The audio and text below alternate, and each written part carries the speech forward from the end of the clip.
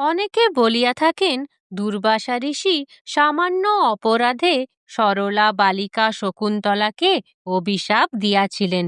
কিন্তু এই অভিশাপের মধ্যে যে কি মঙ্গল নিহিত আছে তাহা কেহই বিচার বিশ্লেষণ করিয়া দেখেন না। শকুন্তলা আশ্রমে প্রতিপালিতা। শকুন্তলা আশ্রমের বাহিরে বা সমাজের কিছুই জানিত না। তার কাজ ছিল অতিথি সেবা, ফুল গাছ লতায় ও অন্যান্য গাছে জল দেওয়া। আশ্রমে যেসব হরিণ, হরিণ শাবক এবং অন্যান্য পশু পাখি আসিত তাহাদিগকে আহার প্রদান করা। কিন্তু যেদিন হইতে শকুন্তলা দুষ্মন্তকে দেখিল সেই দিন হইতেই শকুন্তলা সব ভুলিয়া গেল। দুষ্মন্তের চিন্তায় তন্ময় হইয়া গেল। দুষ্মন্ত ব্যতীত আর কিছুই তার মনে থাকিল না। এদিকে জলের অভাবে তরুলতা, ফুল গাছ সব শুকাইয়া উঠিল। হরিণ ও অন্যান্য পশু পাখি সব আহার না পাইয়া আশ্রম হইতে ফিরিয়া যাইতে লাগিল।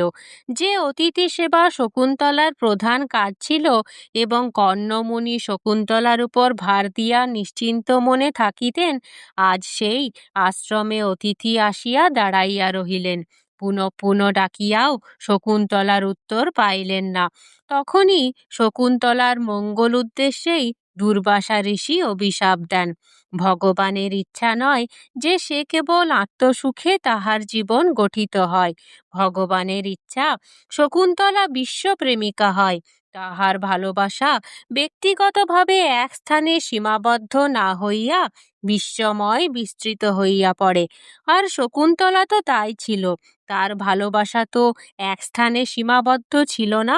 তরুলতায়, পশু পাখিতে, অতিথি সেবায় তার ভালোবাসা বিস্তৃত ছিল। কিন্তু যেই দুষ্মন্তকে দেখিল অমনি তার ভালোবাসা সীমাবদ্ধ হইয়া গেল।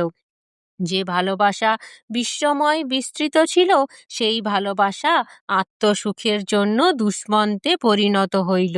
তাই ভগবানের তাহা সহ্য হইল না। তিনি শিক্ষা দিবার জন্য দুর্বাসার দ্বারা অভিশাপ প্রদান করিলেন। ভগবানের ইচ্ছা শকুন্তলা বিশ্বপ্রেমিকা হয়।